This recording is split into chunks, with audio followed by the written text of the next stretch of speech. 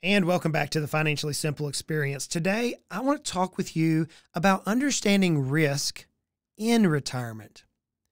Now, I realize that so many of us are actively growing businesses that are helping us meet our needs to reach retirement one day. But in this crazy year that we're in of 2021, we have been working with umpteen business owners. I'm talking about a lot of business owners who at some point in this year are trying to exit their business.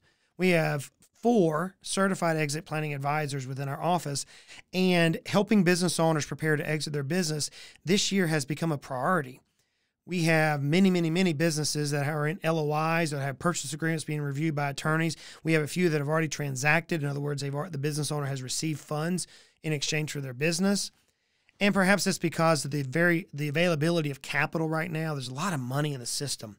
Venture capital firms, private equity, small business owners, even businesses have lots of equity, and they're trying to deploy that to help benefit the business going forward. So there's a lot of mergers and acquisitions. We call that M&A taking place. If you boil on to the cash that's available, we also have a pending, as I'm recording this, a pending tax hike that's going to move at some point, whether it's in 2021 or 2022. There's some tax movement. So there's a lot of different things that are causing businesses to move right now. And as we're talking with business owners, I keep hearing the same thing over and over. And it is, Justin, do I have enough money? What happens if the markets collapse? Now, whenever I hear markets, depending on who I'm talking about, it could mean the investment market, security market, like stocks, or it could be the fixed income markets like bonds.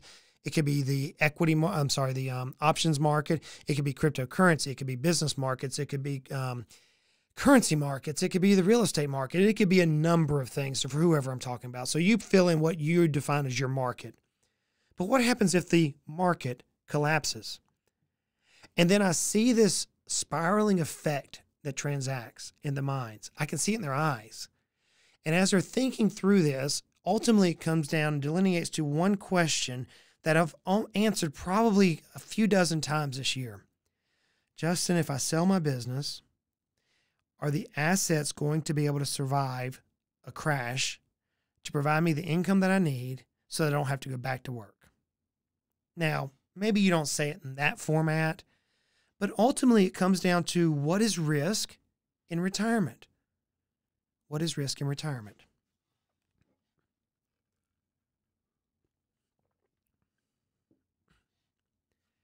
It's no doubt that by now you've been working with a financial planner. If you haven't, I challenge you to reach out to our team.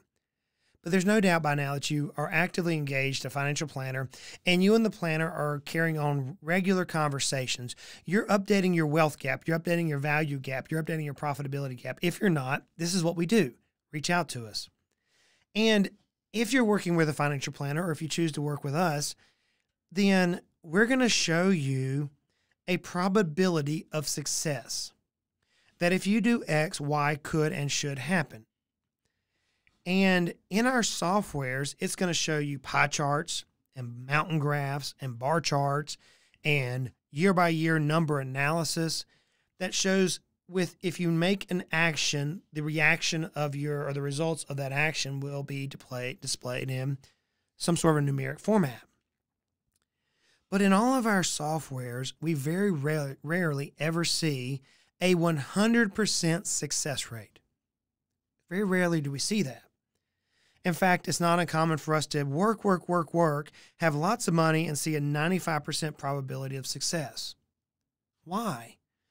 Well, whenever we retire and we go from this highly illiquid asset, the business, to a liquid asset, whether it's a portfolio that we're going to now buy real estate or crypto or stocks and bonds or art or wine. I saw a wine agreement the other day. Depending on how we're going to diversify our final portfolio, there is a risk in each market that we could deploy our assets. We realize, unless we sold and we're now uber wealthy, where we can just put our money into a bank account, collect no interest on it, and it provides for our needs for the remainder of our life. And there are a few people like that.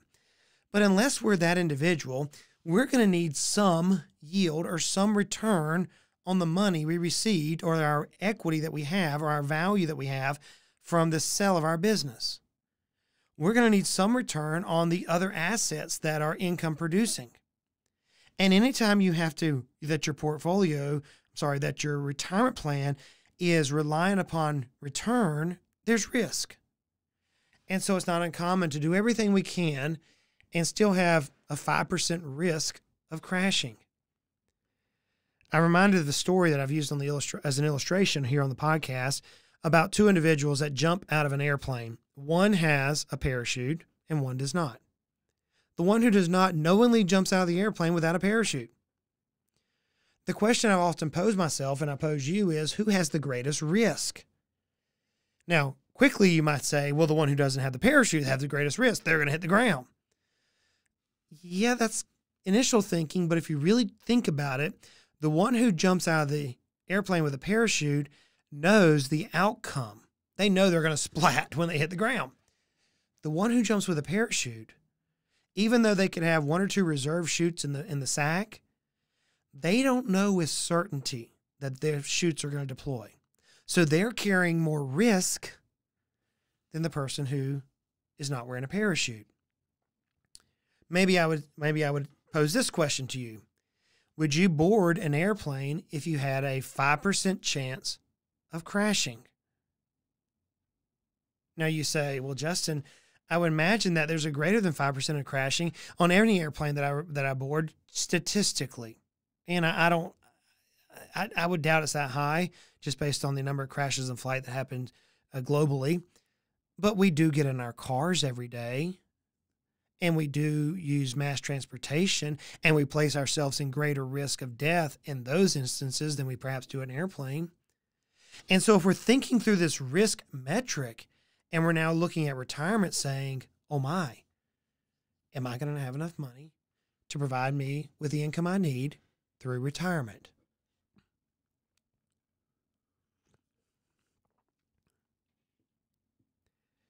So you've done the financial plan, and it says you need X number of dollars in income producing assets earning Y return to provide you Z outcome, XYZ. As we're approaching retirement, what happens if a health situation comes about and now we're forced to retire? Does that mean it's all doom and gloom for us in retirement? No. What happens if we work really hard and we try to build our business where we can sell it for value, but we can't sell it for the value that we desire? Does that mean that we're doomed? No. What happens if we do retire and the very next year there's a major market movement downward? Does that mean we're doomed? No. You see, the analogy of boarding an airplane, or the analogy of a car that I've used, or the analogy of a parachute is not akin to the risk in retirement. Why? Because when we retire, we have the ability to adjust some things. I've used this in past podcasts that going up to this retirement phase, we have a few things that we can control.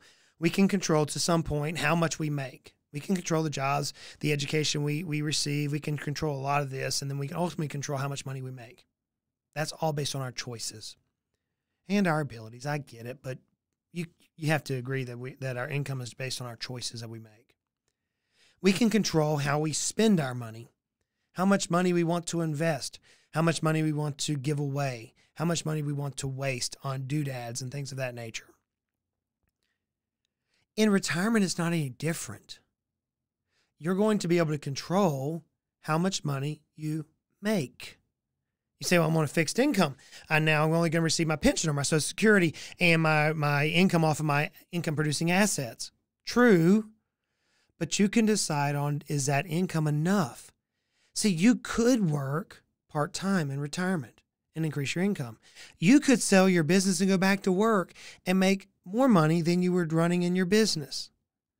You could choose to work like a few of my clients who are independently wealthy, and they're working in their 80s, having the time of their life. I have one client who drives a special needs school bus. 76 years old, drives a special needs school bus. He loves it, and he makes income. Does he need it? No. But to some degree in retirement, we can control our income. And like when our working years, during retirement, we can control our expenses. You see, retirement is not a hedge fund. And what I mean by that is retirement is not only for the uber wealthy.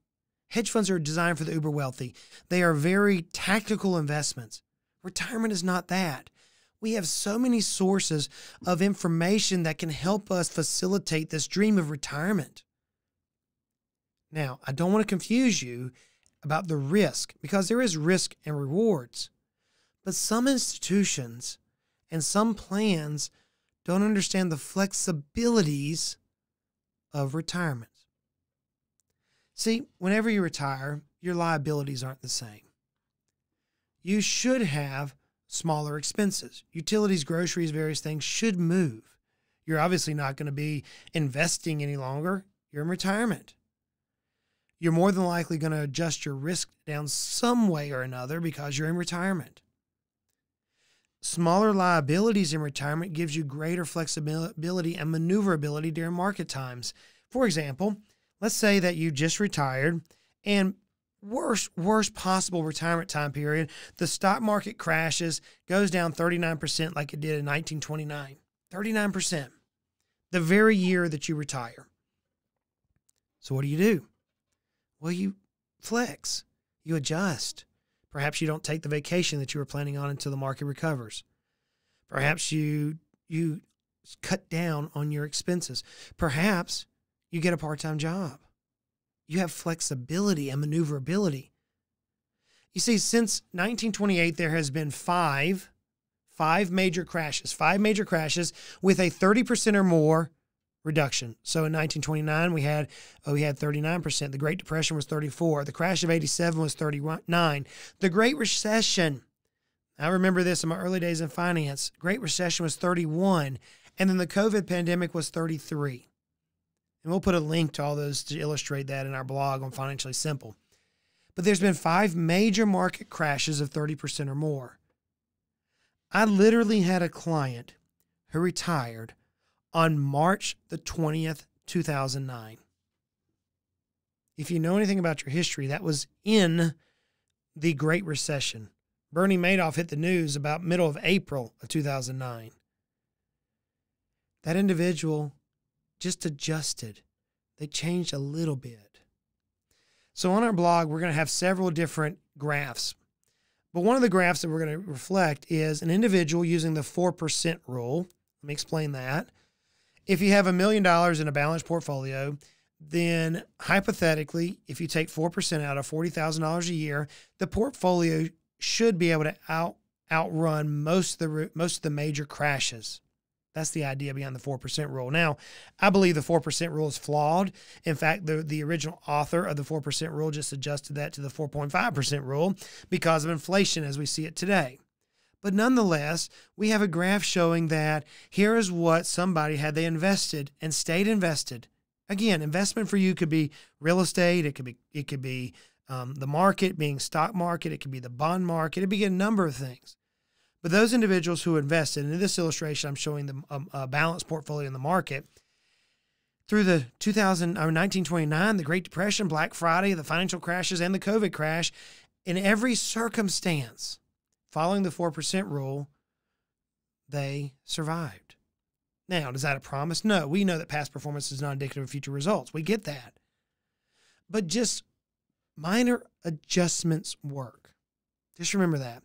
So risk in retirement is different than what often we try to illustrate or our minds tell us that risk is. I have this one client that consistently asks me, am I going to be okay? Am I going to be okay? Am I going to be okay? Am I going to be okay? Do the math. This individual has $6 million of assets. Take 4% of $6 million. Run the math. All this individual needs about $125,000 a year. They're 70 years of age. I'm going to do this real live on the phone, on the podcast. I don't even have this math done. I'm going to pull my calculator out right now, and they have $6 million. I'm just going to divide that by 100, and let's get 150 to include some taxes in there. $6 million will provide him $150,000 a year for 40 years with no growth. He's 62.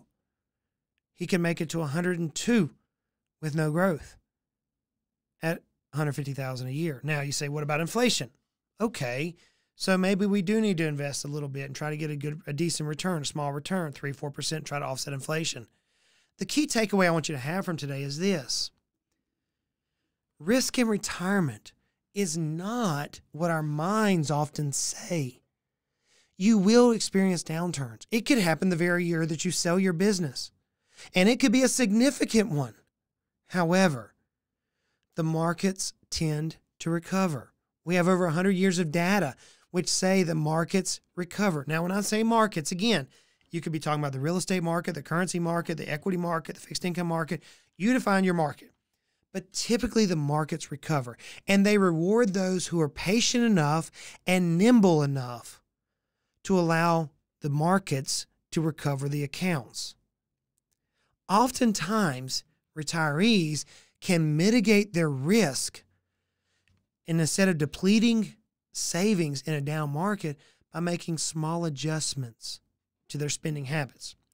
We're going to put another graph on the screen that shows an individual who had a portfolio worth $1 million in 2021. We're going to show what happens if they took a 4.5% withdrawal rate. And we're going to run the numbers back all the way to 1966. And we're going to use inflation adjustments, and we're going to normalize it out, and we're going to show the distributions. So we're taking a 4.5% distribution rate, and this individual maintained an $800,000 portfolio balance after 30 years. And inflation adjusted. So friends, as we wrap this up, maybe you're considering selling your business. Maybe you're saying, I need a financial planner. As we approach this exodus of our company, as we approach the value creation in our company, as we approach building our income-producing assets, as Robert Kiyosaki says, asset has to be income-producing, an asset has to give you money. As we're producing these assets, we often will harm ourselves by not understanding that risk in retirement is different than oftentimes what the financial pundits will preach to us. We have great flexibility if we build it. If you say, Justin, man, I don't know how to do it, reach out to us. This is what we do day in, day out. So until next time, friends, I realize life is hard. Trying to prepare for retirement, emotionally, financially, physically, all those things, it's tough. It's tough. I realize life is hard, but life is good. We have the opportunity to even try to retire. There are people all around the world who are never going to even understand what that word means. Life is hard, but life is good. And it can be frustrating. It can be. This is what we deal with day in, day out. It's okay. Let's continue to make our lives at least financially simple. Hey, y'all go out and make it a great day.